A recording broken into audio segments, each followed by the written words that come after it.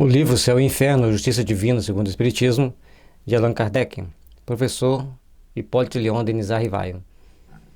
Allan Kardec era um pseudônimo desse professor, que era uma pessoa muito influente na França. Ele não queria linkar a doutrina espírita a ele, a personalidade dele.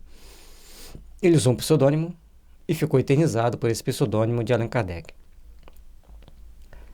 O Céu e o Inferno, ou Justiça Divina segundo o Espiritismo, exame comparado das doutrinas sobre a passagem da vida corporal à vida espiritual, sobre as penalidades e recompensas futuras, sobre os anjos e demônios, sobre as penas, etc.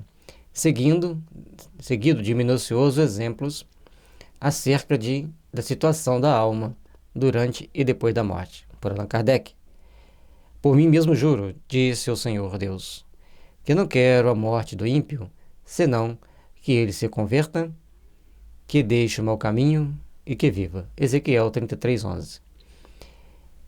É sempre bom nós fazermos essa reflexão, porque na maioria das vezes nós achamos que a pessoa que cometeu algum erro, passou aqui pela Terra, estaria no inferno. E o inferno é um estado de consciência que nem sempre aquelas pessoas que nós achamos ser um criminoso realmente o eram. Nem sempre aquelas pessoas que nós imaginávamos ser uma pior pessoa do mundo realmente o eram. A maioria de nós estamos aqui na Terra passando por certos aprendizados para estabelecermos as metas do nosso processo evolutivo e sabermos onde precisamos chegar, onde está marcado para o nosso ponto de chegada.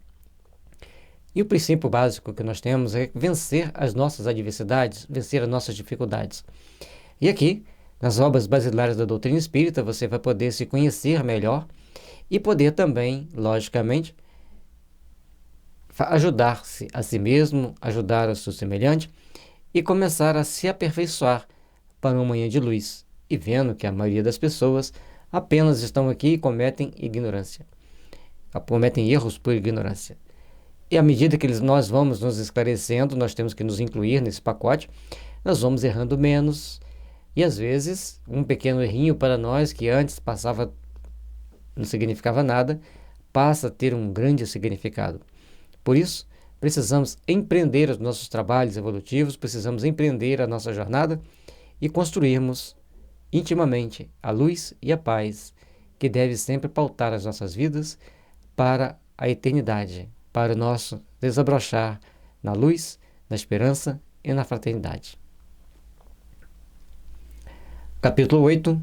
Os anjos. Os anjos segundo a Igreja, refutação, os anjos segundo o Espiritismo.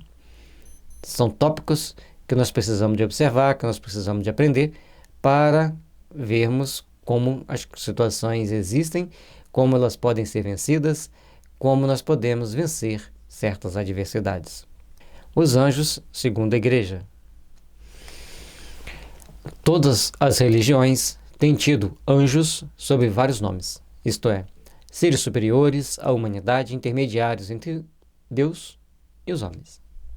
Até aí, tudo bem. Mas nós espíritas vamos compreender que existem realmente anjos, espíritos muito superiores.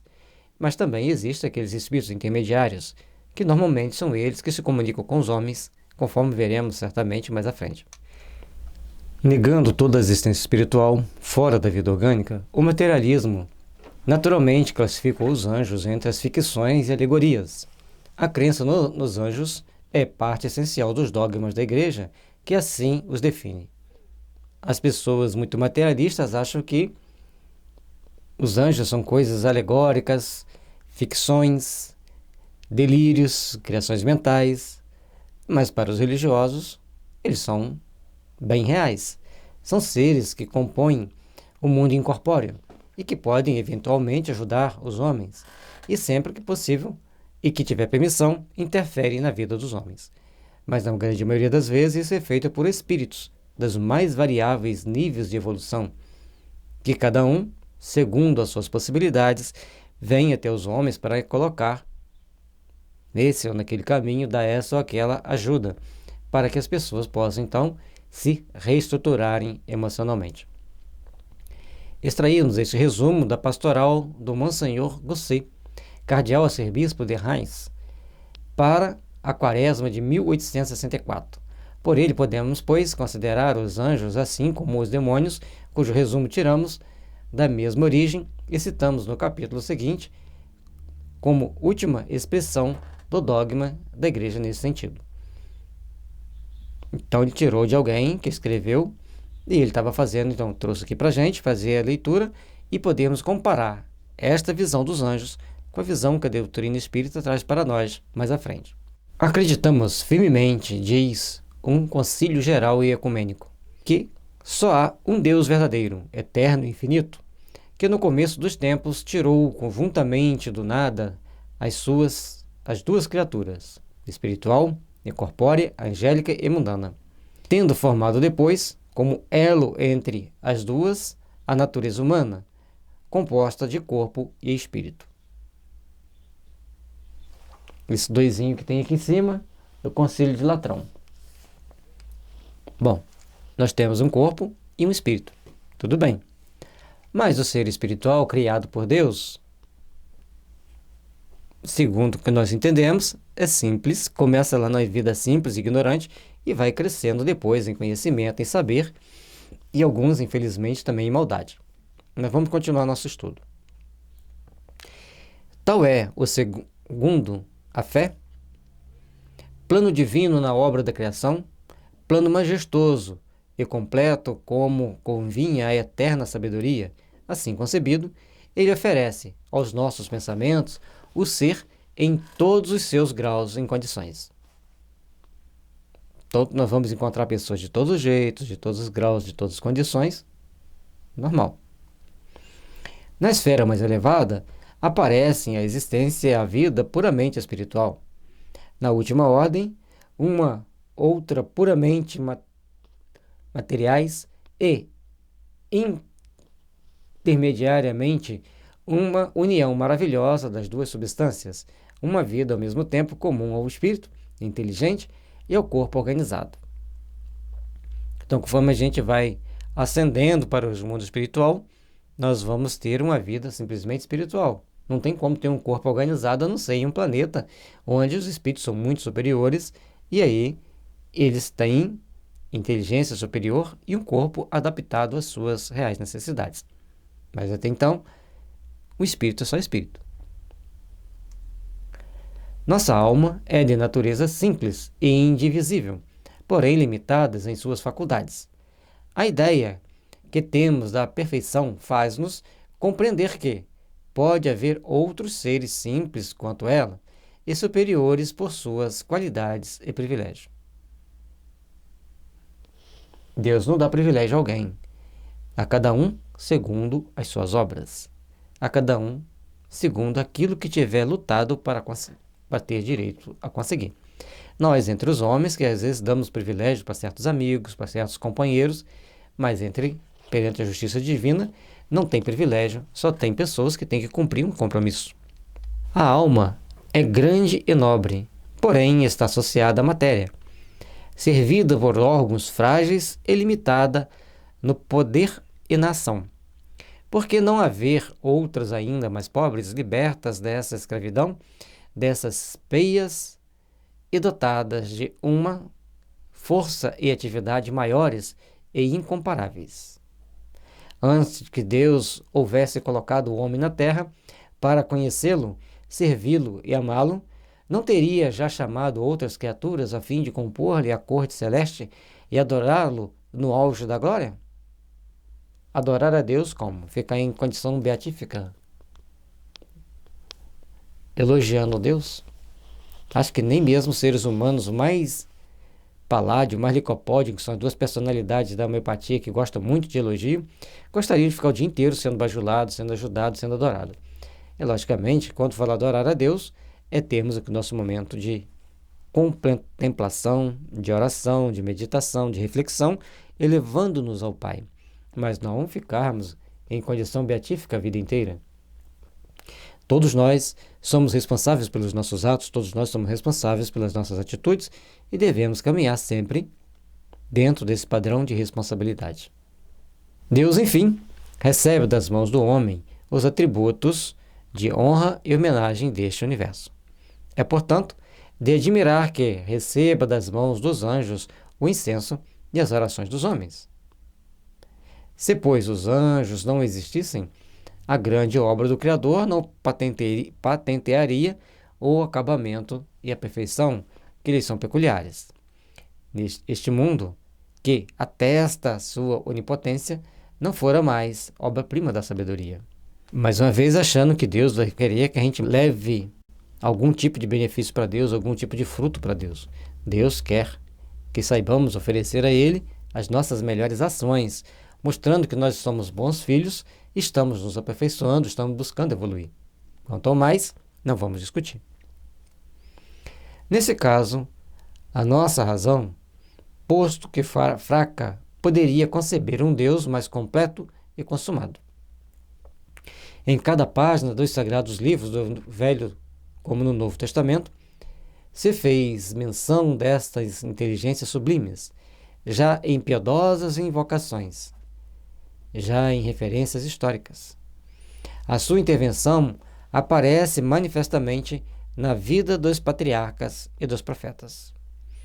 Portanto, esses anjos celestes, eles chegam para conversar com os patriarcas, com os profetas, que atendem à sua condição vibratória, que tem sintonia para captar aquelas informações. Não são todos que vão receber. Algumas pessoas podem, e a própria igreja já admite. Serve-se Deus de tal ministério, ora para transmitir a sua vontade, ora para anunciar futuros acontecimentos, e os anjos são também quase sempre órgãos de sua justiça e misericórdia. A sua presença ressalta das circunstâncias que acompanham o nascimento da vida e paixão do Senhor. A sua lembrança é inseparável dos grandes homens, como dos fatos mais grandiosos da antiguidade religiosa. Está nos dizendo que os anjos são reais e eles vêm trazer informações, como aconteceu no nascimento de Jesus, e em grandes fatos que marcam a história dos homens, para nos mostrar as nossas oportunidades, as nossas possibilidades frente à justiça de Deus, frente àqueles caminhos que nos conduzem à redenção. Precisamos, pois, trabalharmos intimamente para nos fortalecermos, para podermos crescer e entendermos a grandeza do Pai, que a misericórdia divina está sempre nas nossas mãos, nos dando as oportunidades de sermos realmente melhores e tenhamos mais condições condizentes de agirmos segundo a vontade do Pai. A crença nos anjos existe no seio mesmo do politeísmo e nas fábulas da mitologia, porque essa crença é tão universal e antiga quanto o mundo. Em todas as partes do mundo, tem sempre aquele que acredita nos anjos, tem sempre aquele que acredita nas forças superiores do universo. O culto que os pagãos prestavam aos bons e aos maus gênios não era mais que falsa aplicação da verdade, um resto degenerado do primitivo dogma. As palavras do Santo Concílio de Latrão contêm fundamentos da distinção entre os anjos e os homens. Bom, todas as épocas da humanidade cultuavam-se os anjos, assim como os maus anjos, ou gênios das trevas. Cada um com seu cada um com as suas tentativas, com as suas buscas. Mas todos nós, então, temos a nossa responsabilidade de agirmos na construção do nosso mundo íntimo, na construção de um mundo melhor.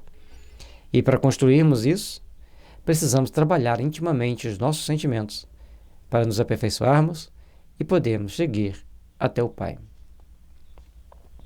Ensinam-nos que os primeiros, os anjos, são puros espíritos, enquanto que os segundos, os homens, se compõem de corpo e de uma alma. Isto é, que a natureza angélica subsiste por si mesma, não só em mistura como dissociada da matéria. Por mais vaporosa e sutil que se suponha, ao passo que a nossa alma, igualmente espiritual, associa-se ao corpo de modo a formar, com ele, uma só pessoa, sendo tal e essencial o seu destino. Os anjos são almas puras e os homens são aquelas almas que se prendem ao corpo. A natureza angélica, que existe por si mesma, por mais vaporosa e sutil que se suponha, ao passo que nossa alma, igualmente espiritual, associa-se ao corpo para formar com ele uma só pessoa, sendo tal essencial o seu destino. Aqui, por mais que eles não queiram, está dizendo que o espírito já existia para que associar o corpo. Só não está explícito assim, o espírito estava no plano espiritual, reencarnou. Mas ele vai ter que associar um corpo. Está aqui nas entrelinhas. Enquanto perdura tão íntima ligação de alma e corpo, as duas substâncias têm vida comum e se exercem recíproca influência. Certíssimo. Não tem o que contestarmos. Daí o não poder a alma libertar-se completamente das imperfeições de tal condição. As ideias chegam-lhes pelos sentidos na comparação dos objetos externos e sempre debaixo das imagens mais ou menos aparentes. Nós vemos com os nossos sentidos, vamos poder comparar aquilo que a gente vê, nós temos as nossas imperfeições e temos uma série de condições para que a gente possa se ver. Eis porque a alma não pode contemplar-se a si mesma, nem conceber Deus e os anjos sem atribuir-lhe forma visível e palpável. Então, estou mostrando que a nossa alma, ela quer uma forma de Deus visível e que nós possamos ter o tato de sentir aquela presença de Deus segundo aquilo que nós acreditamos. Cada um de nós acredita. O mesmo se dá quando os anjos, que para se manifestarem aos santos e profetas, hão de revestir-se formas tangíveis e palpáveis. Então, os anjos, para se manifestar para os santos e para os profetas, eles têm que se tornar tangível, eles têm que se tornar visível. E assim, dentro dessa situação, cada um vai estar entendendo do seu jeito, cada um vai se aparecer de acordo com a possibilidade do médium. Aí nós entendemos que tem um médium para ele poder se materializar. E ele diz, ele é tão tangível e palpável como o ser humano. Essas formas, no entanto, não passam de corpos aéreos que fariam mover-se e identificar-se com eles ou de atributo simbólico de acordo com a missão a seu cargo. E aí fica claro para nós que existe a compreensão de que os espíritos podem se materializar. Mas eles se materializam porque eles usam o fluido de um médium. Não quer dizer que o espírito vai poder se materializar em qualquer lugar. Ele só vai conseguir se materializar aonde tem um médium que possa fazê-lo aparecer na visão para muitas pessoas. Normalmente aparece só para aquele que é médium, que ali é chamado de profeta ou santo. Então, aquelas pessoas santificadas, que têm uma vida muito íntegra, esses anjos aparecem para eles, ou então os profetas que têm essa responsabilidade de passar as comunicações.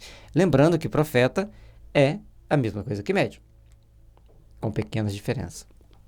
Seu ser e movimentos não são localizados nem circunscritos a limitado e fixo ponto no espaço. Desligados integralmente do corpo, não ocupam qualquer espaço no vácuo. Mas assim como a nossa alma existe integral no corpo e em cada uma de suas partes, assim também os anjos estão e parte que simultaneamente em todos os pontos e partes desse mundo. A questão da ambiguidade é colocada de uma forma nem muito bem entendível, porque só vem trazer essas explicações reais à doutrina espírita. As explicações do como é o mundo espiritual, da relação com o mundo espiritual, é trazido pela doutrina espírita. No mais, até que a gente vai lendo e vai ver como é que está querendo dizer aqui. Porque às vezes, quando vai completar de um jeito, completa de outro. A gente vai buscando compreender o que eles estão querendo dizer. Mais rápido que o pensamento, podem agir em toda parte, num dado momento. Compatível com aquilo que nós acreditamos na doutrina espírita. Operando por si mesmo, sem outros obstáculos senão da vontade do Criador e os da liberdade humana. Enquanto somos condenados a ver lenta e limitadamente as coisas externas, enquanto as verdades sobrenaturais se nos afiguram enigmas num espelho, na frase de São Paulo, eles, os anjos, veem sem esforço que lhes importa saber e estão sempre em relação imediata com os objetivos dos seus pensamentos. Os seus conhecimentos são resultantes não da indução e do raciocínio, mas dessa intuição clara e profunda, que abrange de uma só vez o gênero e as espécies dessas derivadas. Os princípios e as consequências que deles decorrem. Então, o anjo, por ser um espírito livre e superior, ou quase praticamente um espírito puro, ele tem condições de ver, de sentir, de ler nossos pensamentos, de trazer para nós uma série de informações quando se faz necessária, porque ele tem essas condições, conforme eles disseram ali. A distância das épocas, a diferença de lugares, como a multiplicidade de objetos, confusão alguma podem produzir em seus espíritos. Eles não vão se confundir, não vão se perder no labirinto das consequências das ações devido à multiplicidade de objetos, à diferença de lugares. Eles têm poderes de ver, de sentir e de participar, segundo a vontade do Pai. Infinita, a essência divina é incompreensível, tem mistérios, profundezas que se não podem penetrar. Mas em que eles servem? Mas em que eles serem defesos os desígnios particulares da providência? Ela lhes desvenda quando, em certas circunstâncias, são encarregados de os anunciarem aos homens.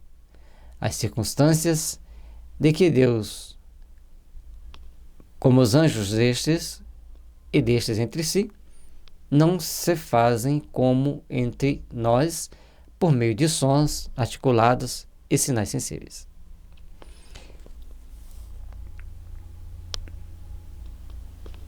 A comunicação dos anjos com Deus está inconcebível ainda no momento para nós, mas dá para nós termos um vislumbre que ela se dá pela irradiação do pensamento, pela troca de pensamento. Mas vamos nos ater então que esses espíritos, que chamamos de anjos, eles têm várias particularidades que eles podem ver, sentir e ouvir, para que todos nós, para transmitir com segurança suas informações e manter a humanidade sempre em alerta para alguns desvios morais e as suas consequências. As puras inteligências não têm necessidade nem de olhos para ver, nem de ouvidos para ouvir. Tampouco possuem órgãos vocal para manifestar os seus pensamentos. Esses instrumentos, usual de nossas relações, é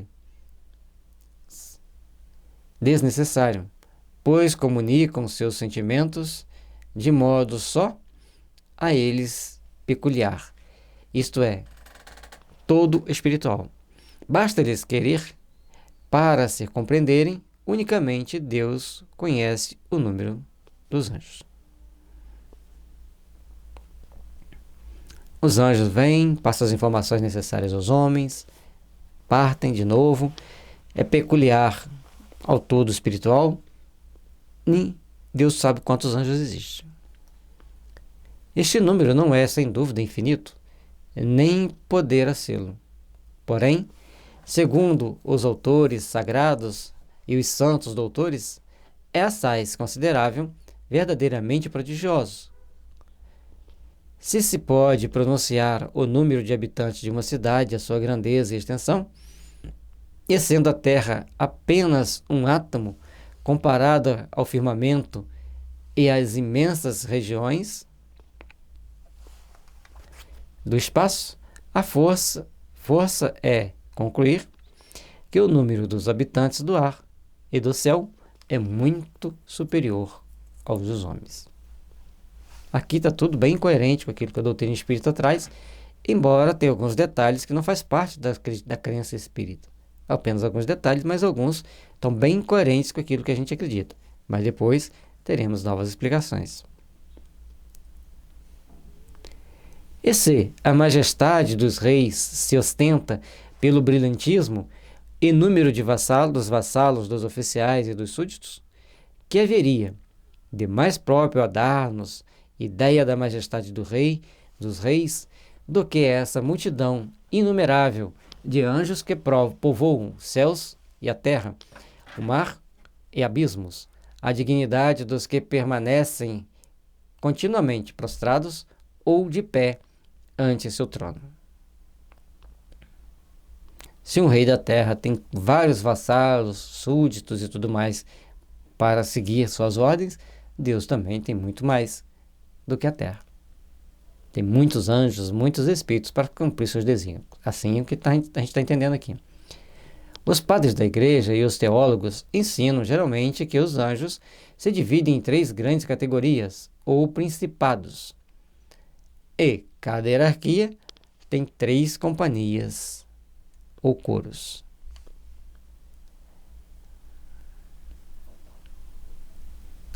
Então os anjos têm hierarquia, e cada hierarquia tem 3 companhias. 3 grandes hierarquias, 3 grandes companhias, ou coros, para gerenciar todo o trabalho. Os da primeira e mais alta hierarquia designam-se conforme as funções que exercem no céu. Os serafins são assim designados por serem como que abrasados perante Deus, pelos ardores da caridade. Outros, os querubins, por isso que refletem a luminosidade da divina sabedoria. E, finalmente, tronos, os que proclamam a grandeza do Criador, cujo brilho fazem resplandecer. As categorias entre os anjos e os espíritos existem, no céu também existe, e aqui ele dá algumas características daqueles anjos para que nós pudéssemos entender o que eles estão passando para nós, qual a ideia que eles têm do céu e inferno.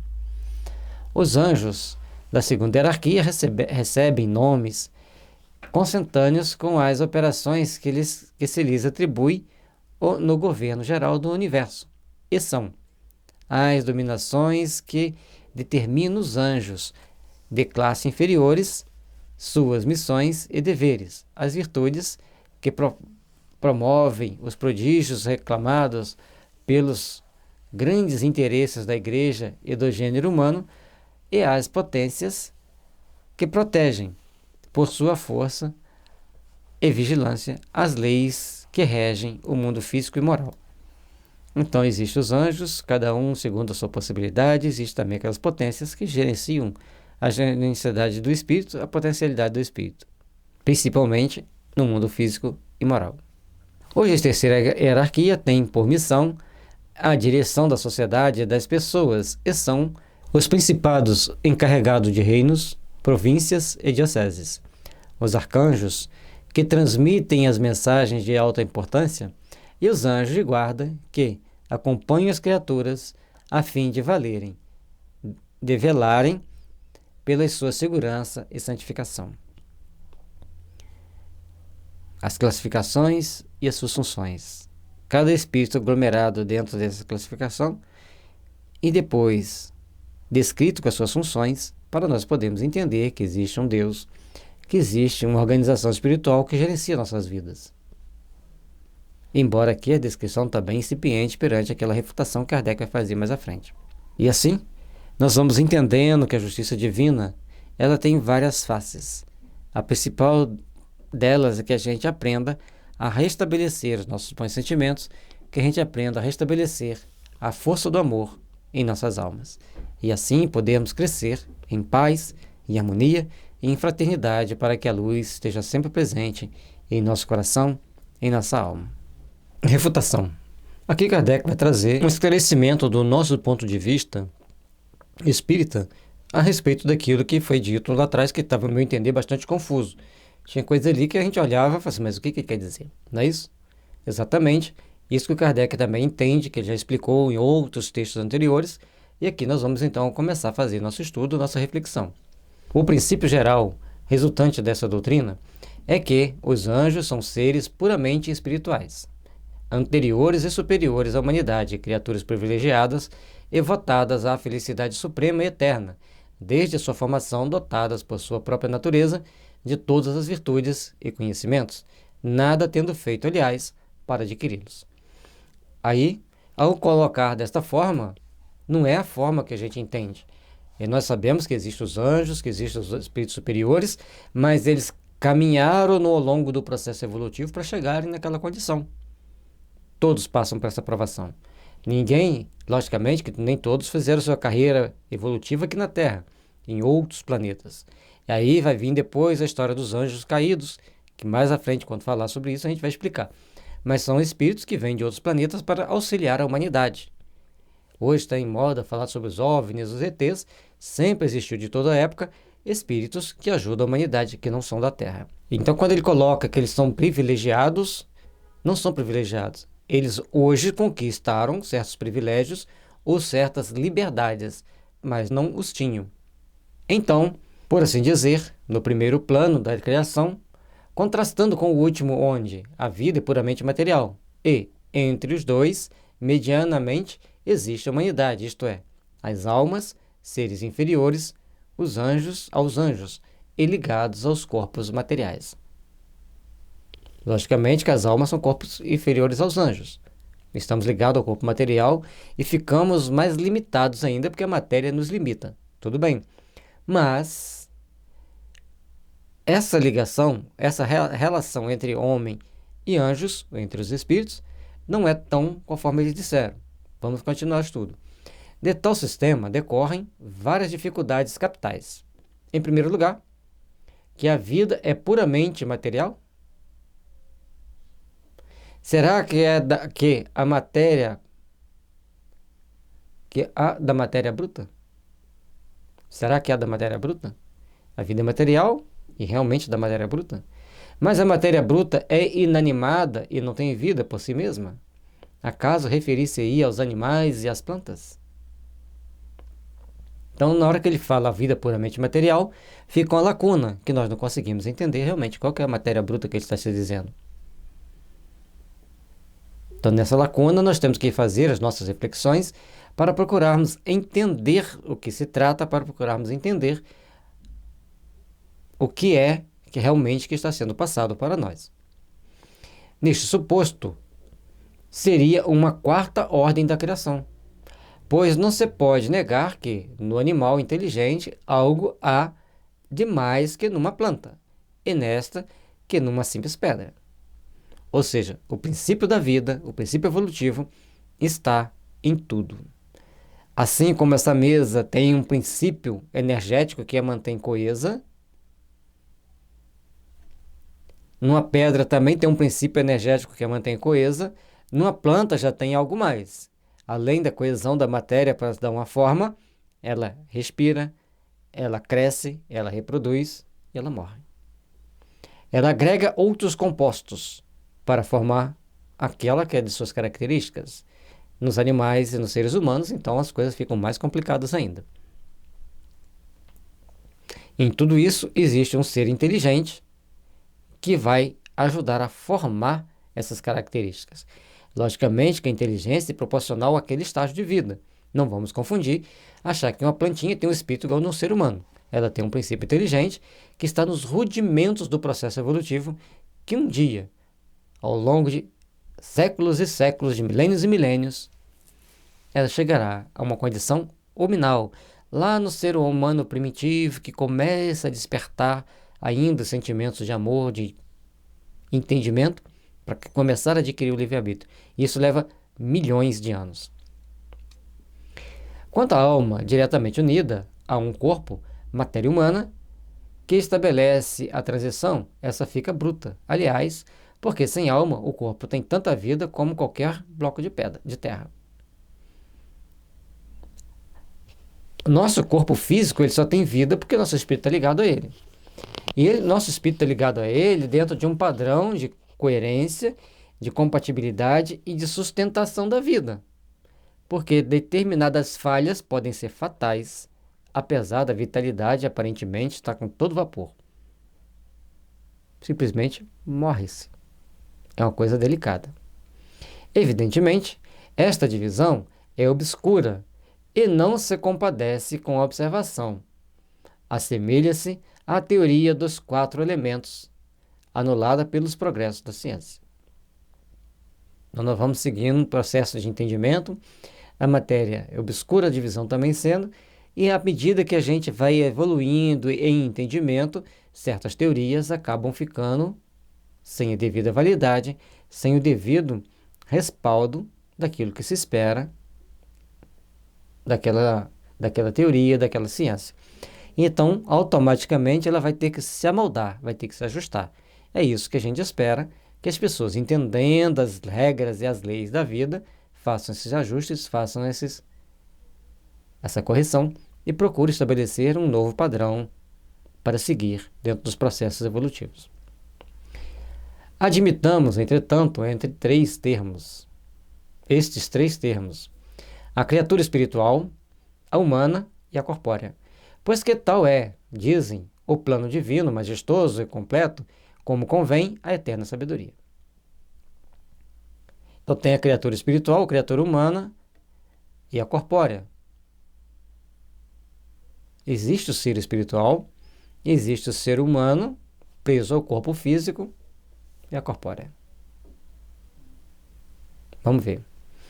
Notemos, antes de tudo, que não há ligação alguma necessária entre esses três termos, e que são três criações distintas e formadas sucessivamente, ao passo que, em a natureza, tudo se encadeia, mostrando-nos uma lei de unidade admirável, cujos elementos não passando de transformações entre si, têm, contudo, seus laços de união.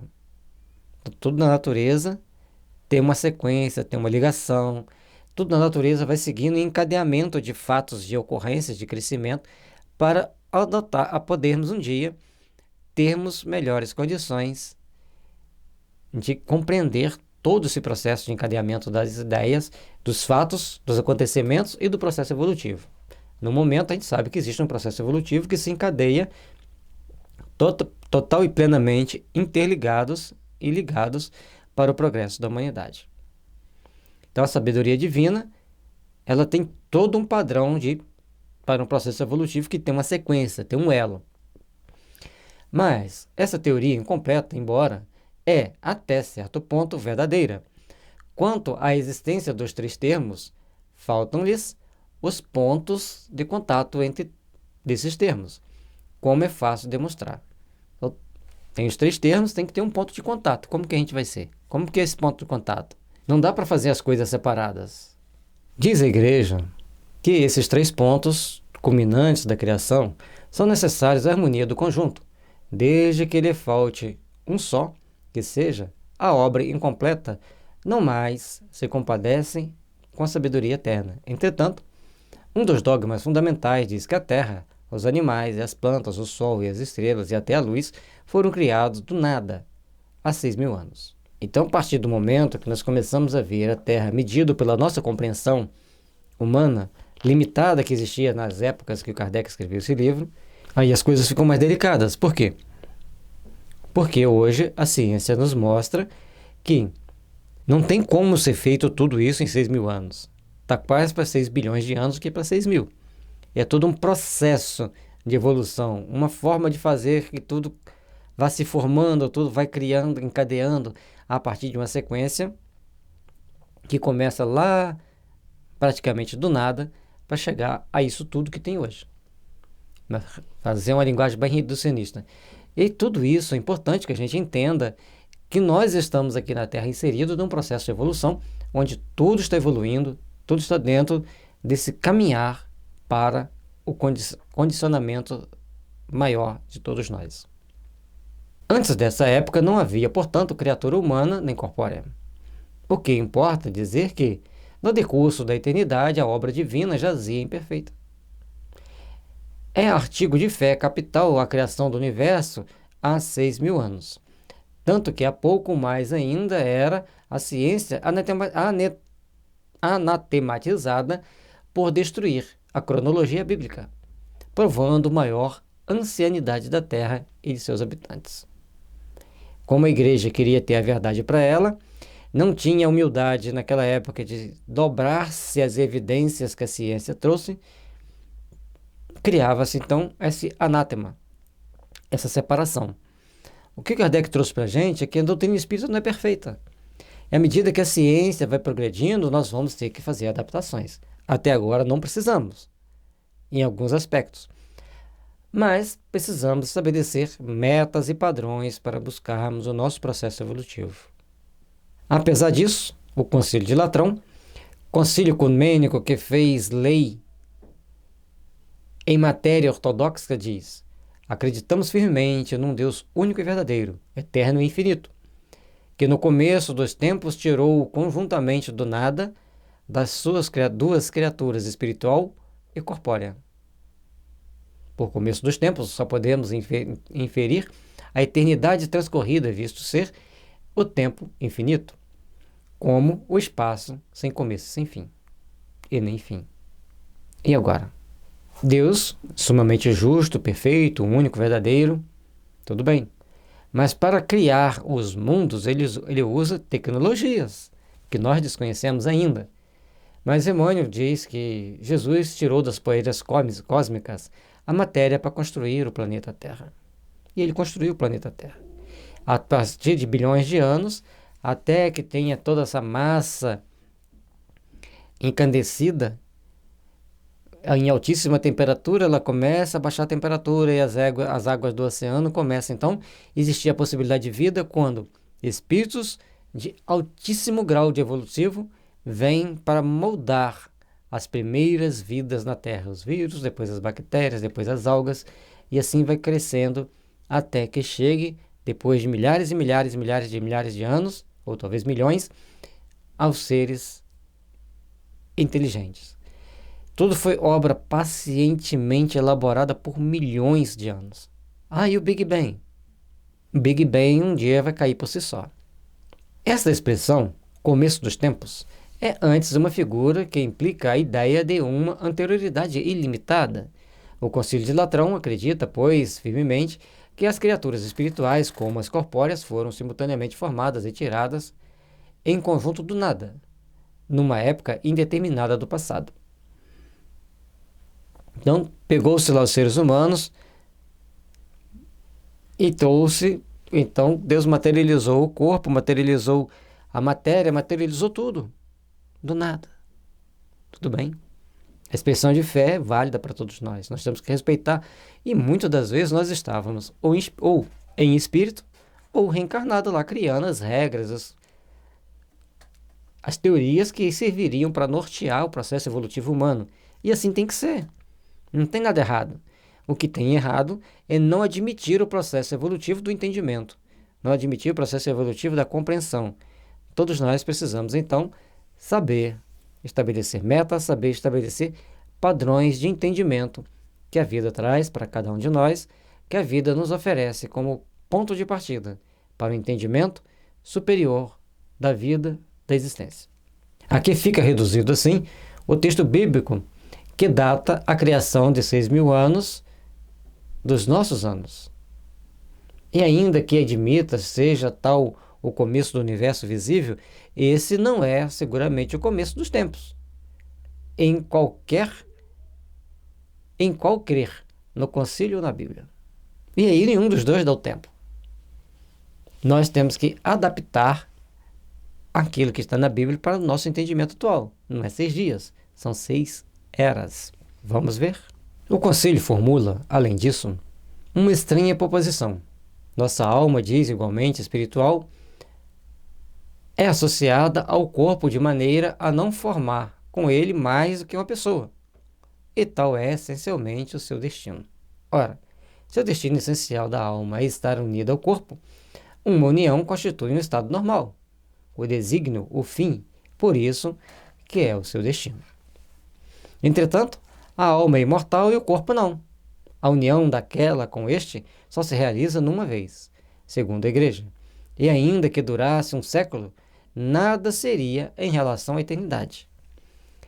E sendo apenas de algumas horas para muitos, que utilidade teria para a alma a união tão efêmera? Aí, nós vamos vendo, o concílio estabelece um padrão de pensamento. Só que o padrão de pensamento, quando nós vamos fazer uma avaliação mais ampla, fica faltando um pedaço. Não estamos condenando o que foi determinado lá no concílio, nós estamos avaliando. E, segundo o nosso entendimento, esse pedaço falta, a doutrina espírita complementa. Primeiro, a alma não foi criada junto com o corpo. O corpo, ao criar o corpo pela fecundação do óvulo pelo espermatozoide, ali se liga uma alma já pré-existente, já com conquistas, deméritos e méritos ao longo dos séculos. Mas que se prolongue esta união, tanto quanto se pode prolongar uma existência terrena e, ainda assim, poder-se-á afirmar que o seu destino é estar essencialmente integrada? Não. Essa união mais não é, na realidade, do que um incidente, um estádio da alma. Nunca um estado essencial. Essa ligação do corpo, da alma com o corpo, para formar um ser humano, é como eu disse ali, um incidente. O estado normal da alma é estar no plano espiritual. Mas, para nós evoluirmos, aperfeiçoarmos nos nossos entendimentos e conhecimentos, nós temos que passar por uma experiência no corpo carnal. E ao passarmos por essa experiência no corpo carnal, nós vamos deparando, então, com as nossas necessidades evolutivas, com as nossas necessidades de procurarmos crescer e nos adaptarmos à justiça divina, nos adaptarmos ao Pai de amor e de misericórdia.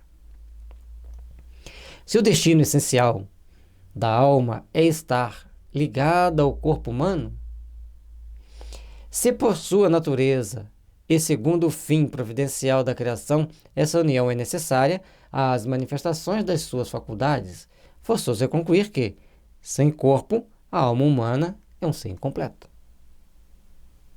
Mas ela não é. Ela é completa. Porque a alma, vivendo sem o corpo, ela é um espírito e pode ficar por vários anos sem estar presa a um corpo físico.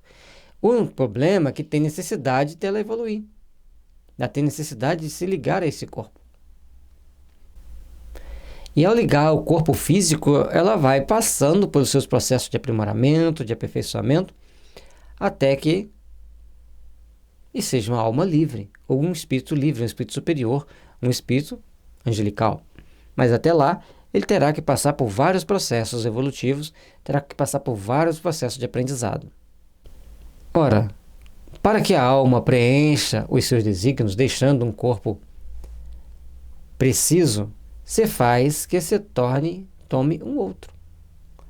O que nos conduz à pluralidade forçada das existências ou, por outra, à reencarnação, à perpetuidade. Se nós temos que procurar seguir para a perfeição, nós temos que seguir por caminhos que nos levem ao entendimento sublime, ao entendimento superior, que a vida pode nos trazer em benefícios e em transtornos.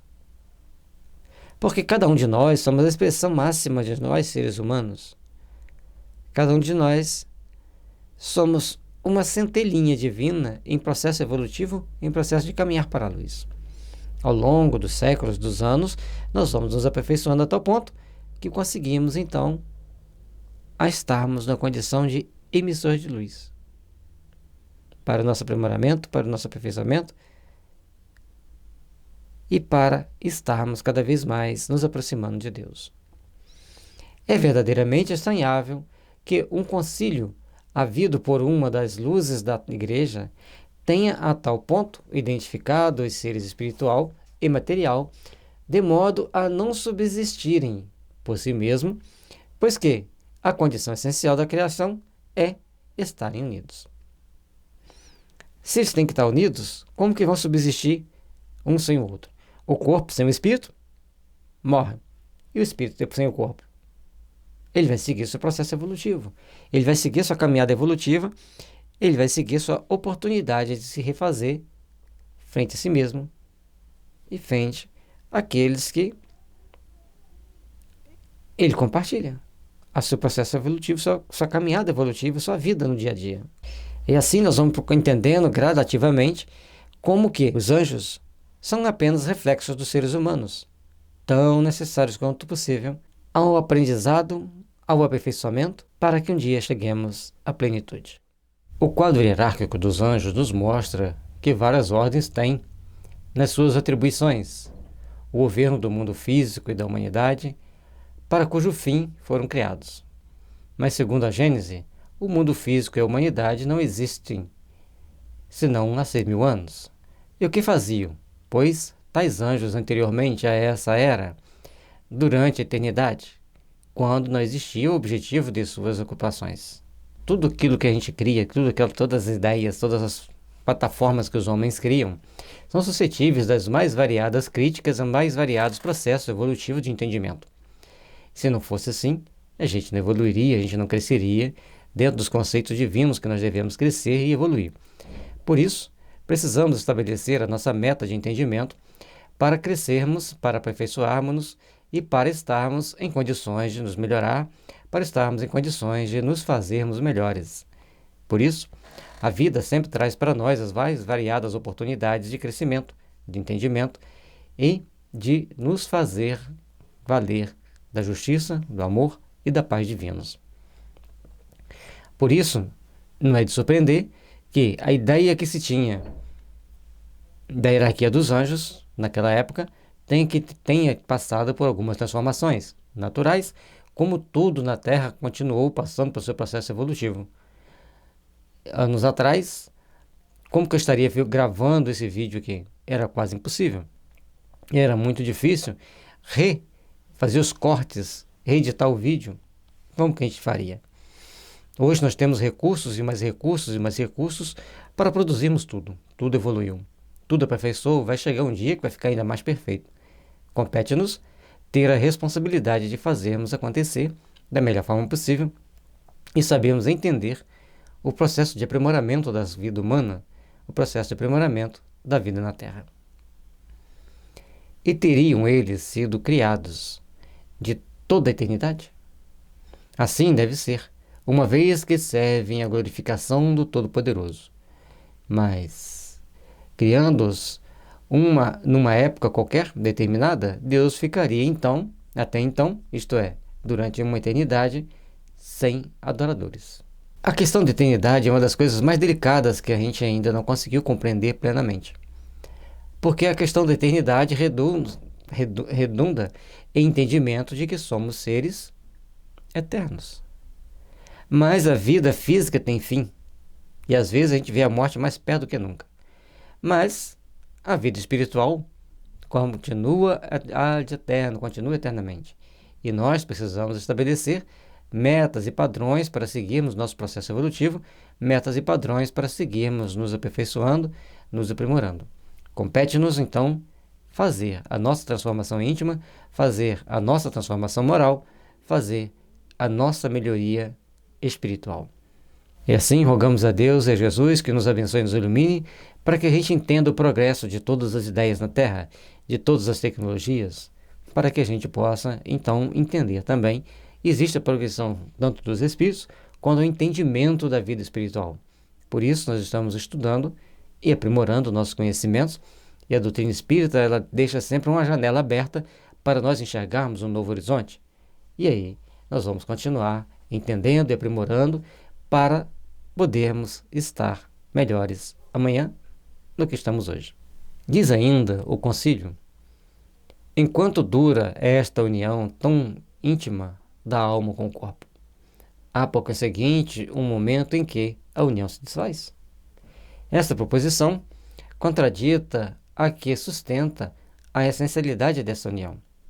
E diz mais o concílio: as ideias lhes chegam pelos sentidos na comparação dos objetos anteriores. Eis aí uma doutrina filosófica em parte verdadeira e que não em sentido absoluto. Toda a nossa ciência humana na Terra, ela tem uma parte verdadeira e uma parte que ainda precisa ter uma janelinha para o progresso. Essa janelinha será tão maior, até uma mesma janelona, quanto mais incipiente tiver nossos conhecimentos e nossos entendimentos. Nós vamos ver o progresso da eletrônica nos últimos séculos, nas últimas décadas, melhor dizendo. Mas as outras ciências tiveram suas limitações. A mecânica também teve um grande impulso, mas dependendo da eletrônica. A eletrônica, sim, é a mãe das ciências do processo do progresso evolutivo. Mas nós ficamos ainda muito longe de entender o ser humano, entender as coisas espirituais. Então, ficou uma coisa mais delicada e mais complicada. Faz-se necessário procurarmos entender o homem espírito, o homem ser espiritual. E se nós não procurarmos abrir o leque das observações, segundo Kardec, nós vamos ficar presos a um ponto dificilmente vamos sair. De onde viemos, para que estamos aqui, para onde iremos. A doutrina espírita nos dá detalhes. Ela não só explica, dá detalhes. Mas tudo é passível de aperfeiçoamento e de aprimoramento. Vai aprimorar o nosso entendimento, a nossa compreensão. Receber as ideias pelos sentidos é, segundo o eminente teólogo, uma condição inerente à natureza humana. Mas ele esquece as ideias inatas, as faculdades, por vezes, tão transcendentes à intuição das coisas, que a criança traz do berço, não devidas a quaisquer ensinos. Existem ideias que a criança traz com ela. Tem crianças que são naturalmente inteligentes, naturalmente perceptivas. E tem criança que também é naturalmente má. Assim como tem criança que tem uma extrema bondade. Mas em todos os momentos, em todos os caminhar da nossa vida, nós temos que passar pelo crivo do aperfeiçoamento do nosso sentido, do aperfeiçoamento das nossas inteligências, para começarmos a entender esse processo evolutivo. As crianças de hoje já nascem dentro de um patamar de convívio tecnológico. Natural que elas tenham uma percepção tecnológica diferente de nós. Mas também, por outro lado, foram mais bem preparadas no plano espiritual. Foram mais bem instruídas, mais bem aperfeiçoados em conhecimentos que, ao chegar aqui, apenas recordam.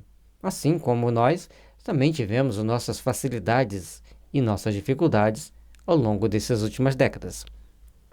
Por isso, tudo na natureza vai crescendo em entendimento devido à possibilidade dos espíritos já nascerem, aproveitar aquele progresso que já teve e ter a intuição, a ideia do que precisa ser aperfeiçoado, do que precisa ser melhorado. Quem criou a primeira ideia, ótimo, fez o que deu conta. Depois veio aqueles que foram aperfeiçoando a ideia. O Kardec conseguiu fazer um trabalho magistral porque alguém trabalhou antes dele, alguém criou uma série de dados que ele foi lá, estudou e ficou com um campo perceptivo para ter uma melhor intuição, uma melhor visualização de toda aquela situação. Por isso, cada um passa por aquilo que se faz necessário o seu processo de ajuste do entendimento. Por meio das quais sentidos, jovens pastores naturais, calculistas, admiração dos sábios, adquirem ideias necessárias à resolução quase instantânea dos mais complicados problemas. Outros tanto pode dizer-se de músicos, pintores e filósofos precoces, filólogos precoces. Então, existem aqueles que vão passar por um processo de aprendizado e vão realmente aprender de uma forma muito fácil. E tem aqueles que terão grandes dificuldades. Por quê? Porque já trazem do berço alguns conceitos que já estudaram no plano espiritual ou em encarnações anteriores. Aquelas ideias inatas, elas vão surgir em um dado momento.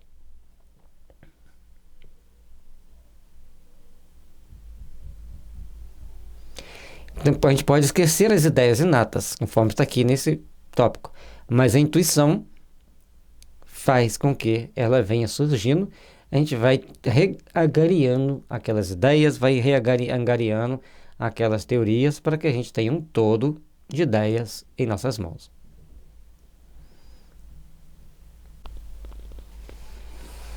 Os conhecimentos dos anjos não resultam da indução e do raciocínio. Tem-nos porque são anjos, sem necessidade de aprendê-los, pois tais foram por Deus criados. Quanto à alma, essa deve aprender, Mas se a alma só recebe as ideias por meio dos órgãos corporais, que ideia pode ter a alma de uma criança morta ao fim de alguns dias? Se admitirmos, como com a Igreja, que essa alma não renasce. Compreender esse processo da evolução humana, o processo do crescimento espiritual, é fundamental para que a gente entenda a necessidade de passarmos por determinados caminhos para alcançarmos a nossa perfeição. E alcançar a perfeição significa trilhar por numerosas oportunidades de nascer, morrer, renascer, tal qual é a lei, até que tenhamos condições de ter um espírito com alto grau de conhecimento. Deus, sendo justo e misericordioso, Ele não vai criar um espírito cheio de imperfeições e outro cheio de perfeição. Todos devem trilhar, igualmente, os caminhos evolutivos, os caminhos do aperfeiçoamento. Jesus trouxe para nós vários ensinamentos para que nós pudéssemos chegar a essa conclusão, como disse, a cada um segundo as suas obras. E assim, mais uma reflexão a gente faz, mais um entendimento novo a gente adquire para compreendermos que o céu e o inferno são faces da mesma moeda. De acordo com o seu padrão evolutivo, de acordo com o seu padrão vibracional, você vai estar em um ou outro, e tanto um quanto o outro, você pode cair, você pode crescer. Depende somente de você. Aqui reponto uma questão vital. Qual a de saber-se se a alma pode adquirir conhecimentos após a morte do corpo? Se uma vez liberta do corpo, não pode adquirir novos conhecimentos. A alma da criança, do selvagem, do imbecil, do idiota ou do ignorante permanecerá tal qual era no momento da morte, condenada à nulidade por todo sempre. Mas se, ao contrário, ela adquirir novos conhecimentos depois da vida atual, então é que pode progredir. Esse é o ponto fundamental que temos que entender. A alma pode progredir. E a alma progredirá sempre, tanto encarnada quanto desencarnada, ela estará sempre fazendo o seu processo evolutivo, o seu processo de progresso, o seu processo de aprimoramento, o seu processo de crescimento. E todos nós aqui na Terra temos a necessidade de começarmos a aprender, começarmos a nos aperceber de nós mesmos, das nossas responsabilidades, das nossas necessidades e começarmos então o caminho ascensional de aprimoramento, de aperfeiçoamento para esse encontro com Deus, para esse encontro íntimo de nós para conosco mesmo. Ao longo da nossa existência nós temos que progredir e esse progredir é infinito. Aqui na Terra estamos sempre aprendendo. Mesmo que não queiramos aprender, nós estamos aprendendo. Porque a vida é uma constante experiência. E todas as experiências que nós passamos são conquistas de conhecimentos que nós adquirimos. No plano espiritual, também segue-se esse processo de aperfeiçoamento, de adquirir constantemente novos conhecimentos. E a partir disso, todos nós vamos seguindo o nosso ciclo evolutivo, nosso ciclo de aprimoramento, para um dia sermos espíritos de luz. Verdadeiramente de luz, que de luz nós já somos. Como espírito, o espírito sempre vai ser uma chama de luz, aperfeiçoando-se, aprimorando-se para as realizações superiores da alma. Sem progresso ulterior para a alma, chega-se a conclusões absurdas, tanto quanto admitindo-o, se conclui pela negação de todos os dogmas fundados sobre o estacionamento, a sorte irrevogável, as penas eternas, etc. Progredindo a alma, qual o limite do progresso? Não há razão para não atingir por ele o grau dos anjos, ou puros espíritos. Se você coloca um dogma que deixa as pessoas numa condição de estarem estagnadas, logicamente que elas vão ficar decepcionadas com aquela situação, vão acabar perdendo a fé, vão acabar se desligando das religiões, vão acabar se desligando do ensinamento maior que nos liga a um entendimento superior das inter-relações do mundo espiritual com o mundo físico. Mas à medida que a gente mostra esse limiar de novas oportunidades, de novos horizontes, aí alarga-se a fé, aprimora-se o entendimento e os conhecimentos se tornam mais aperfeiçoados. Ora, com tal possibilidade, não se justificaria a criação de seres especiais e privilegiados, isentos de qualquer labor, gozando incondicionalmente de eterna felicidade, ao passo que outros seres, menos favorecidos, só obtêm essa felicidade a troco de cruéis sofrimentos e rudes provas. Logicamente, que não existe ninguém privilegiado, isento do labor, da luta para se aprimorar, para se fazer o processo evolutivo e para gozar da eterna felicidade. Mas sim, um processo, um caminho que alguns é um longo, doloroso e cruel sofrimento.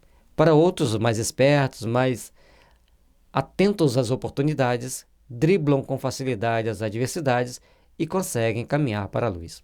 Nós podemos ver isso em tudo na nossa existência. Nós vemos pessoas que muitas das vezes, dentro da mesma família, têm o tino de arrumar um bom emprego, tem um tino de fazer bons negócios, em compensação, dentro dessa mesma família, tem um que é tudo o contrário. São momentos que a alma precisa de passar pelos rudes sofrimentos, pela rude prova, para se aprimorar, para tomar consciência de algum ato passado, ou adquirir consciência e sabedoria para atos futuros. A encarnação é um processo de educação da alma para o futuro. E muitas das vezes reparando o passado, mas também tem aqueles que trabalham-se na construção de um mundo melhor, na construção de um mundo íntimo, mais fortalecido nas bases do amor, da paz e da fraternidade.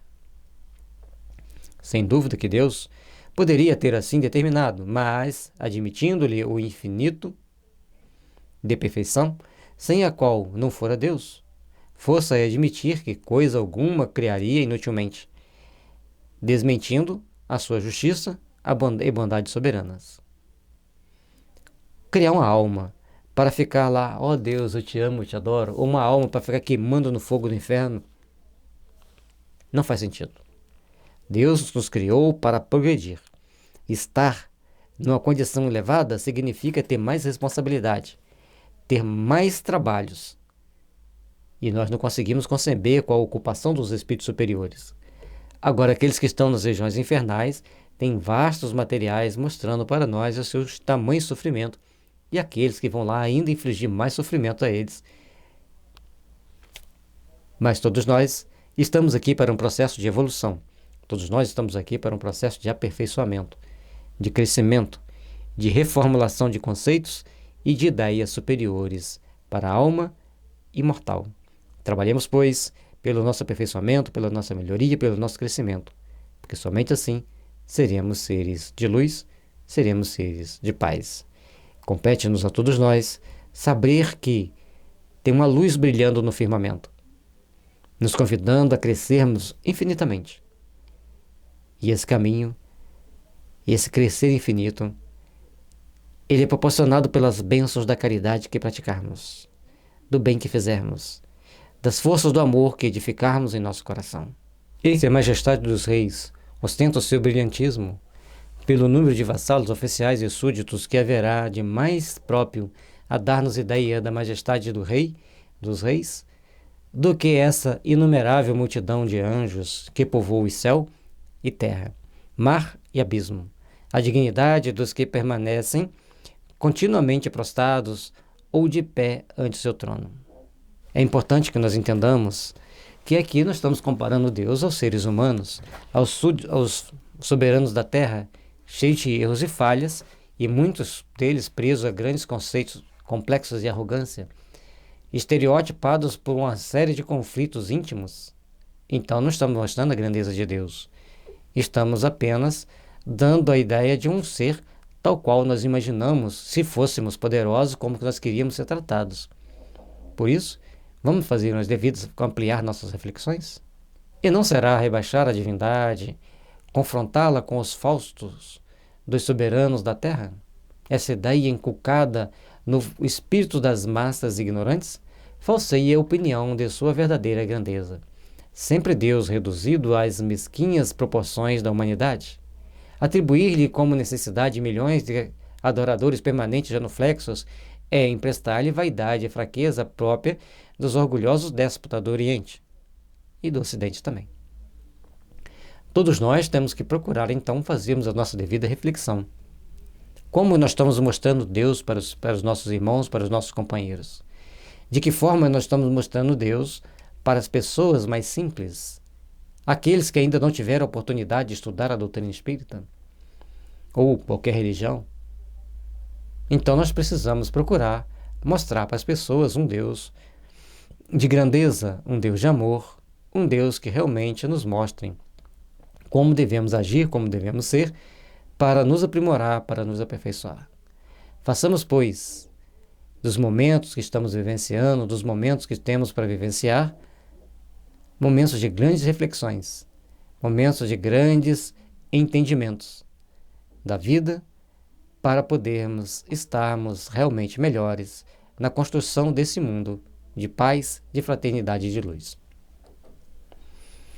E que engrandece os soberanos verdadeiramente grandes? É o número de brilho dos cortesãos? Não.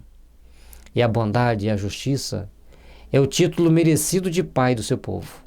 Pergunteis se haverá algo mais próprio a dar-nos a ideia da grandeza e majestade de Deus do que a multidão de anjos que lhes compõe a corte. A maior grandeza de Deus é o amor, é a misericórdia, é a retidão de seus atos.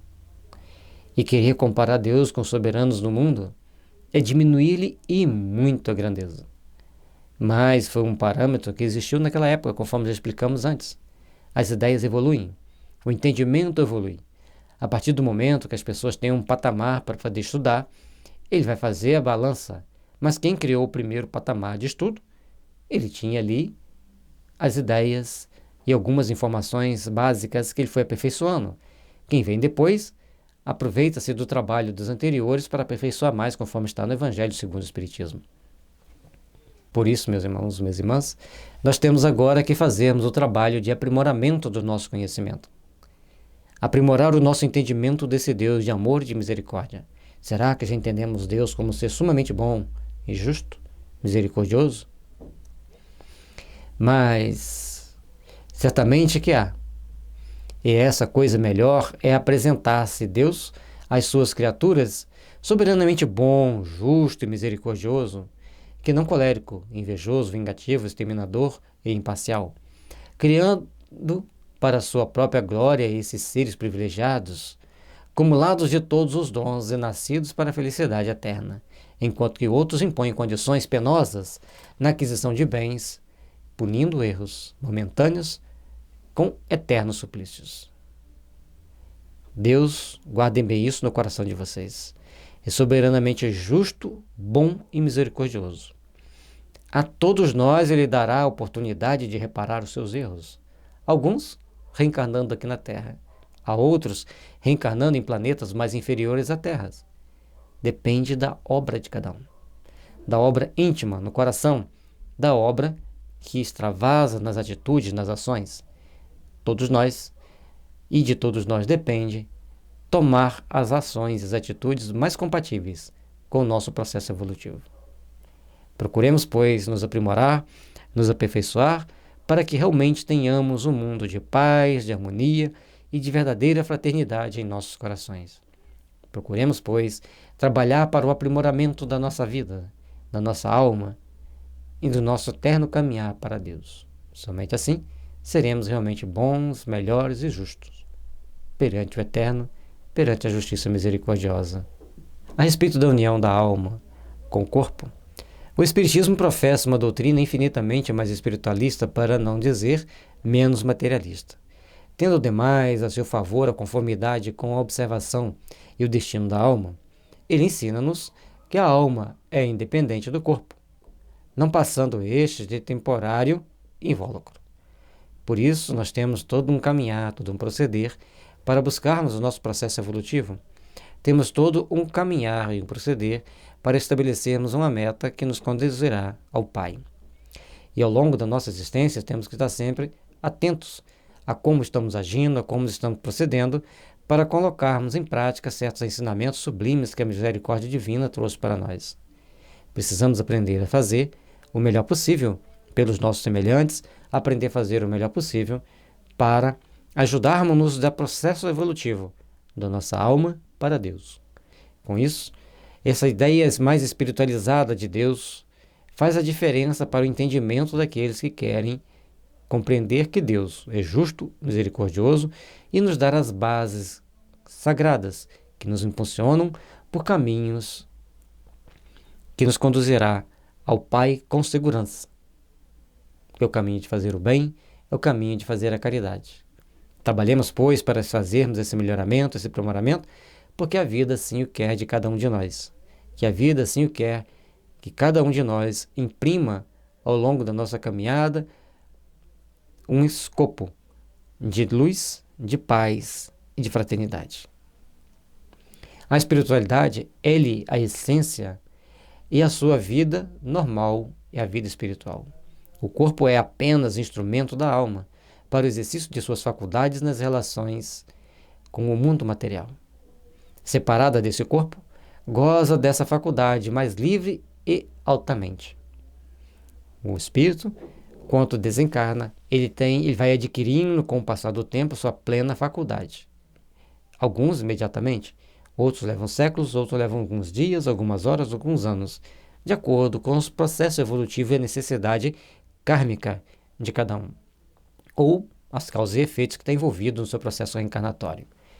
A etapa de educação do espírito, e por isso nós temos que procurar entender a caminhada evolutiva de cada um de nós é inerente a cada um de nós. Deus é sumamente justo, misericordioso, de uma grandeza indescritível. Mas nós, como almas que aqui estamos, somos seres imperfeitos, cheios de defeitos e mazelas e vícios que precisamos de corrigir. Por isso nós estamos aqui. Por isso nós precisamos passar por determinados padrões de entendimento para construirmos o nosso futuro melhor, com mais paz, com mais harmonia, com mais fraternidade. Trabalhemos, pois, pelo nosso aperfeiçoamento, pela nossa melhoria e cresceremos mais rapidamente para Deus. A luz divina sempre brilha para nossos corações, sempre nos impulsiona para dias melhores e é baseado nesse entendimento superior que nós temos que seguir a nossa caminhada. A união da alma com o corpo, em ser necessárias aos seus primeiros progressos, só se opera no período em que poderemos classificar como na sua infância e adolescência. Atingindo, porém, que seja um certo grau de perfeição e desmaterialização, essa união é prescindível. O progresso faz-se na sua vida do espírito. Ou seja, a infância da alma, a adolescência da alma, vamos dizer assim, é um período que ela está passando por vários graus de aperfeiçoamento. E na medida que ela vai se desmaterializando, que ela vai adquirindo maturidade como espírito, não como idade física no corpo, ela vai tendo menos necessidade de estar encarnada para evoluir. Ela pode evoluir e progredir mesmo como espírito. Logicamente que isso é para quem já atingiu um alto grau de evolução. A maioria de nós ainda temos que passar por certas provas e certas expiações para provarmos que estamos realmente no caminho compatível com a nossa evolução. Demais, por numerosos que sejam as existências corpóreas, elas são limitadas à existência do corpo. E a sua soma total não compreende, em todos os casos, senão uma parte imperceptível da vida espiritual que é ilimitada. Cada processo evolutivo, cada etapa reencarnatória é um momento que nós estamos vivenciando para o nosso processo evolutivo. Mas a alma necessita de algo mais. A alma necessita de aprimorar-se, de crescer, de estabelecer um contato íntimo consigo mesmo e buscar Deus incondicionalmente. E essa busca por Deus, essa busca pelo aprimorar, essa busca por se melhorar, é que vai fazer a grande diferença do processo evolutivo de cada um de nós. Porque a misericórdia divina sempre traz para nós as grandes bênçãos, as grandes oportunidades. Compete-nos saber alcançá-las. Paz e luz, que Jesus nos envolva e nos abençoe sempre. Os anjos, segundo o Espiritismo. Que haja seres dotados de todas as qualidades atribuídas aos anjos, não restam dúvida. A revelação espírita neste ponto confirma a crença de todos os povos, fazendo-nos conhecer, ao mesmo tempo, a origem e a natureza de tais seres. Não tenhamos dúvida que existem os seres superiores, os seres que foram criados antes dos inferiores, ou até mesmo que souberam aproveitar melhor o tempo e conseguiram crescer, buscando estar mais próximo de Deus, buscando o caminho mais reto que conduz a Deus. Esses são os anjos. Mas existem aqueles que, retrógrados, indisciplinados, invigilantes, ficaram presos ao longo do tempo em seus próprios conflitos, atrapalhando a sua longa jornada para Deus e retardando ainda mais e tornando-a mais longa. Aqueles que souberam aproveitar melhor as oportunidades, hoje são chamados de anjos ou espíritos superiores. As almas, ou espíritos, são criados simples e ignorantes, isto é, sem conhecimentos nem consciência do bem e do mal, porém aptos a adquirir o que lhes falta. O trabalho é o meio de aquisição e o fim, que é a perfeição. É para todos o mesmo. Conseguem-no mais ou menos prontamente em virtude do livre-arbítrio e na razão direta dos seus esforços. Todos têm os mesmos degraus a franquear, o mesmo trabalho a concluir. Uns concluem mais rápido, outros demoram mais. A gente na escola não tinha colegas mais velhos que estavam na sala porque tinham tomado bomba, e quando a gente passava de série, tinha alguns colegas que ficavam para trás porque tomavam bomba. Isso é natural entre nós encarnados, e também há espíritos que tomam bomba, tem que recomeçar tudo de novo. A comparação para a gente poder entender aqueles que adquirem melhor entendimento e aqueles que postergam no seu melhor entendimento, que postergam no seu aperfeiçoamento ético e moral. Faz parte do processo evolutivo do ser humano, aprimorar-se, melhorar-se e procurar caminhar para Deus com mais segurança, com mais responsabilidade. Compete a todos nós empreendermos os esforços necessários para esse crescimento. Compete a todos nós empreendermos os esforços necessários ao aprimoramento da alma. E esse aprimoramento se dá pelos trabalhos necessários ao processo evolutivo. Todos têm que trabalhar, têm que adquirir conhecimento, têm que adquirir aperfeiçoamento. Às vezes, aqui, quando a gente começou a fazer as gravações, era de um jeito. Aí fomos melhorando, aperfeiçoando, mudando certas posições, mudando a posição do monitor, mudando a posição da televisão, adaptando-nos para que conseguíssemos passar para vocês um conjunto melhor de dados, de informações. Logicamente que tudo vai crescendo e aperfeiçoando. Às vezes eu ficava chateado, por que o Espírito não falou isso para mim antes? Aí ele lembrava para mim, lá no Livro dos Médiuns você viu que Kardec levou vários anos aperfeiçoando a mediunidade até que chegar à psicografia. Então vai aprimorando, vai aperfeiçoando, vai aprendendo. Deus não aquinhou a melhor a uns do que a outros, porquanto é justo e visto serem todos seus filhos, não tem predileções. Ele lhes diz: eis a lei que deve constituir a vossa norma de conduta. Ela só pode levar-vos ao fim. Tudo que lhe for conforme é o bem. Tudo que lhe for contrário é o mal. Tendes inteira liberdade de observar ou restringir esta lei. E assim sereis os árbitros da vossa própria sorte. Todos nós estamos aqui para esse aperfeiçoamento. Todos nós estamos aqui para esse aprimoramento. E todos nós estamos aqui para sermos melhores.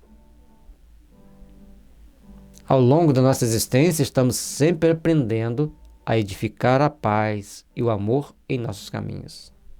Ele não vai dar mais qualidades para um e menos para o outro. Todos vão adquiri-las ao longo dos séculos, dos milênios e milênios para se aperfeiçoar. Quem aproveitou melhor as lições, passou de ano e conquistou certos conhecimentos. Eis a lei que deve constituir a vossa norma de conduta. Ela só pode levar-vos ao fim. Tudo que lhe for conforme é o bem. Tudo que lhe for contrário é o mal. Tendes inteira liberdade de observar ou infringir esta lei. E assim sereis os árbitros da vossa própria sorte. É assim que cada um de nós vamos seguindo pelos nossos caminhos, passando por aprimoramentos, por dúvidas, por situações das mais delicadas, até que aprendamos realmente constituirmos-nos espíritos de luz, espíritos de amor, de misericórdia e de paz. Trabalhemos, pois, pelo nosso aperfeiçoamento, pela nossa melhoria, para que um dia sejamos bons espíritos, justos, misericordiosos e sábios, para agirmos segundo a vontade do Pai. Até lá, é um grande caminhar, que pode ser melhor aproveitado por cada um de nós, ou podemos deixar passar as oportunidades do bem, tendo que repetir a lição lá na frente. Façamos o melhor. Consequentemente, Deus não criou o mal. Todas as suas leis são para o bem. E foi o homem que criou esse mal. Divorciando-se dessas leis, se ele as observasse escrupulosamente, jamais se desviaria do bom caminho. Todos nós precisamos aprimorarmos-nos. Todos nós precisamos estabelecer melhores condições de entendimento. Todos nós precisamos aprimorarmos-nos frente à justiça divina, frente às leis de amor, frente às leis de caridade e de paz. Jamais vamos deixarmos-nos levar por caminhos tortuosos. Jamais vamos deixarmos-nos levar por caminhos que não nos condizem com a necessidade de chegar ao Pai.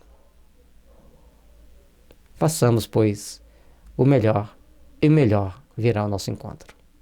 Porque é assim que a justiça divina espera de nós, sermos íntegros perante a justiça, perante o amor de Deus. Entretanto, a alma, qual criança, é inexperiente nas primeiras fases da existência e daí o ser falível. Não lhe dá a Deus essa experiência, mas dá-lhe meios de adquiri-la.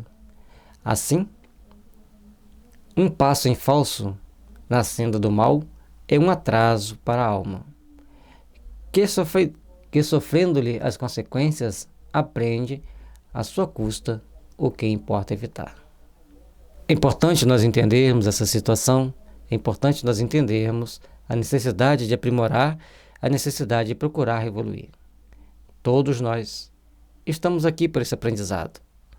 Todos nós estamos aqui para entendermos que temos que evoluir.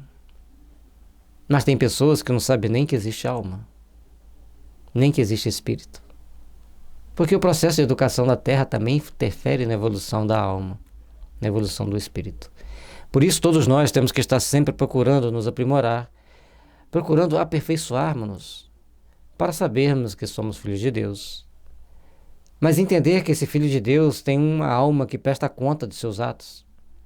Entender que esse Filho de Deus caminha para os horizontes infinitos, procurando se aperfeiçoar cada vez mais. E é isso que vai fazer o grande diferencial entre todas as almas. Precisamos estabelecer metas e padrões para o nosso processo evolutivo. Precisamos estabelecer metas e padrões para o nosso entendimento e crescimento espiritual. Façamos, pois, o melhor, para que o melhor nos procure. E precisamos de entender que um passo em falso, óbvio, vai nos levar para o mal. Um passo para a luz vai nos levar a crescer e aperfeiçoar. Façamos assim da nossa vida constantes oportunidades de crescermos, constantes oportunidades de nos aprimorar para a vida eterna. Deste modo, pouco a pouco, se desenvolve, aperfeiçoa e adianta na hierarquia espiritual até o estado de puro espírito ou anjo. Os anjos são, pois, as almas dos homens, chegados ao grau de perfeição que a criatura comporta, fruindo em sua plenitude a prometida felicidade. A felicidade que nós tentamos buscar constantemente só é alcançada quando nós adquirimos essa questão de espírito puro ou de anjo. Mas todos nós estamos aqui na Terra para alcançar esse objetivo, nos purificar. Não vamos dizer que a evolução não dá salto, porque não podemos nos coadunar com certas reações que levam as pessoas a estacionarem indefinidamente no tempo e no espaço. Porque todos nós temos que estar aptos a receber o bem, a receber a luz do amor, a receber a luz da fraternidade. Compete-nos, cada um de nós, a trabalharmos intimamente pelo nosso crescimento, pelo nosso aperfeiçoamento. E é por isso que nós estamos aqui na Terra, para nos aperfeiçoar, para nos aprimorar. E a vida vai vir sempre para nós, trazendo as bênçãos de Deus, do amor e da misericórdia que sempre nos impulsionarão para o resgatar do infinito amor que dá em nossos corações. E é quando começarmos a resgatar esse amor, certamente estaremos nos aproximando dos anjos. Antes, porém, de garantir o grau supremo, gozam de felicidade relativa ao seu adiantamento. Felicidade que consiste não na ociosidade, mas nas funções a que Deus apraz confiar-lhes, e por cujo desempenho se sentem ditosos, tendo ainda nele um meio de progresso. Aí, na primeira parte, capítulo 3, o céu. Todos trabalham. Todos os espíritos trabalham e trabalham muito, nas mais variadas ocupações, nos mais variados afazeres. Compete-nos, pois, trabalharmos intimamente para nos tornarmos espíritos puros, espíritos bons, espíritos justos. Compete-nos, pois, aprendermos a servir ao Pai, a servir com a grandeza do amor que deve palpitar nossos corações, a servir com a grandeza do amor que deve nos impulsionar, sempre para Deus. Trabalhemos e aprimoremos a todo instante nossa caminhada, nosso gosto, nossos prazeres, para que amanhã sejamos bons, justos e misericordiosos, tal qual o Pai espera de nós. A missão de cada um de nós aqui é nos tornarmos melhores. E para nos tornarmos melhores, temos que ajudar aqueles que estão em torno de nós também se tornarem melhores. A paz e a luz divina devem estar sempre envolvendo nossos corações. Precisamos saber sorvê-la e alimentar nossa alma com esse néctar divino que nos impulsionará para a redenção do Espírito. Que o amor e a paz divinos possam estar presentes em nossas almas, em nossos corações. A humanidade não se limita à Terra. Habita inúmeros mundos que no espaço circulam. Já habitou os desaparecidos e habitará os que se formarem. Tendo-a criado de toda a eternidade, Deus jamais cessa de criá-la. Não se preocupe se o planeta Terra acabar. Você terá outro planeta para você ir, mas não seja o causador do fim desse planeta. É importante nós entendermos isso. A maioria dos espíritos que estão aqui na Terra hoje talvez estejam na primeira encarnação na Terra. Podem ser que já estejam aqui há milhares de anos, mas é a primeira reencarnação na Terra. Porque em 1800 e pouco, tínhamos 1 bilhão de espíritos. E hoje, 150 anos depois, temos 8 bilhões de espíritos encarnados. Mesmo sabendo que é 4 para cada um, então ainda continua faltando. E de todo jeito, 4 para cada um, mas significa que 3 estavam desencarnados, 4 estavam desencarnados com 1 encarnado. Então quer dizer que nós temos 8 vezes 4, 32 bilhões de espíritos na Terra? 35. Em torno de 30 a 35 bilhões de espíritos na Terra, necessitando de reencarnar. Aí vai fazendo o ciclo. Por isso, para alguns, é a primeira e a última. Aprendamos, treinemos a sermos bons. Aprendamos, treinemos a sermos justos, misericordiosos, para merecermos estar aqui em outras oportunidades. Porque, infelizmente, para quem sai da Terra, vai para planetas inferiores. Muito antes que a Terra existisse, e por mais remota que a suponhamos, outros mundos havia nos quais espíritos encarnados percorreram as mesmas fases que ora percorrem. Os que mais recente formação atingindo em seu fim, antes mesmo que houvéramos saído das mãos do Criador. São bilhões de galáxias, são bilhões de sóis, são trilhões de planetas, muitos mais evoluídos que a gente, outros menos evoluídos. Agora, já parou para pensar num planeta 1000 anos na nossa frente? Dá para imaginar? Não, né? Pois é. As tecnologias existentes, a forma de comunicação, a interação deles com Deus. Porque ser mais evoluído vai crer mais em Deus. Quanto mais nós evoluímos, mais nós entendemos que existe um Deus que regula tudo. Então, mais aperfeiçoado essa interação com Deus. Compete-nos nos tornarmos melhores para podermos entender a dimensão dessa maravilha e procurarmos ser realmente melhores, mais justos, mais ordeiros e trabalharmos intimamente para nos tornarmos seres melhores. De toda a eternidade tem havido, pois, puros espíritos ou anjos, mas como a sua existência humana se passou no infinito passado, eis que os supomos como se tivessem sido sempre anjos de todos os tempos.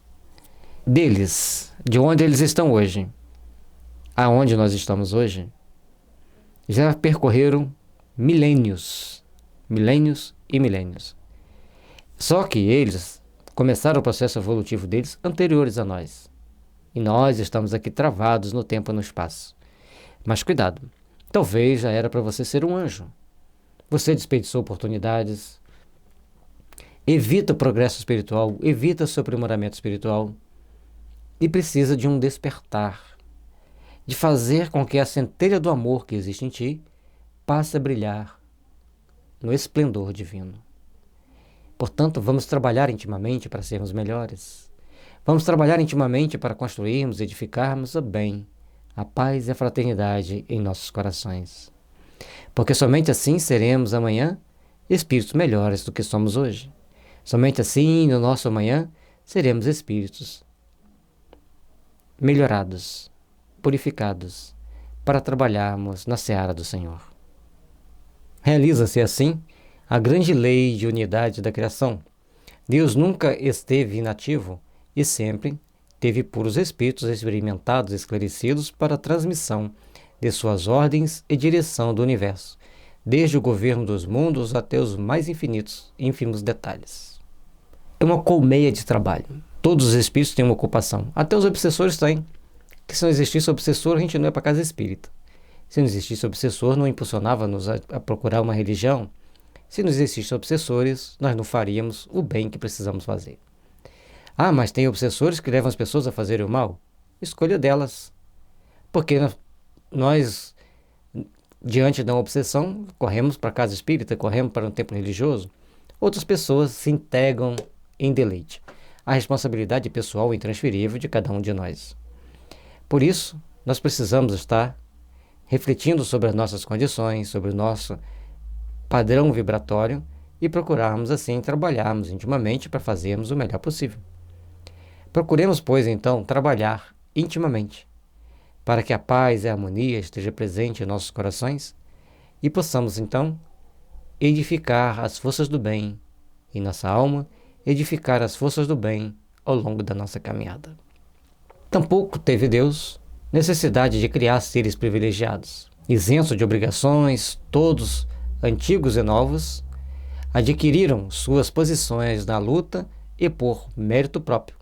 Todos, enfim, são filhos de suas obras. E desse modo completa-se com igualdade e soberana justiça do Criador.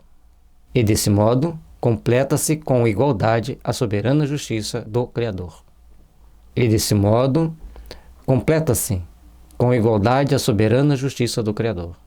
Nós, todos que somos filhos de Deus, somos espíritos aqui treinando a sermos bons, treinando a sermos melhores, treinando a nos aperfeiçoar. E a justiça divina sempre traz para nós essa oportunidade de sermos bons, de sermos úteis à criação.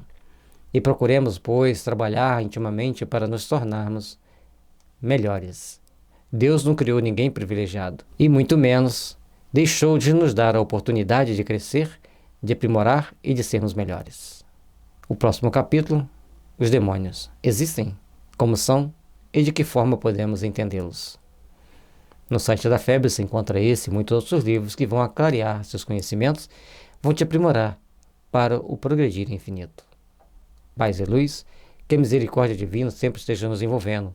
Deixe seu like, deixe seu comentário, inscreva-se no nosso canal. Muito obrigado pela sua companhia.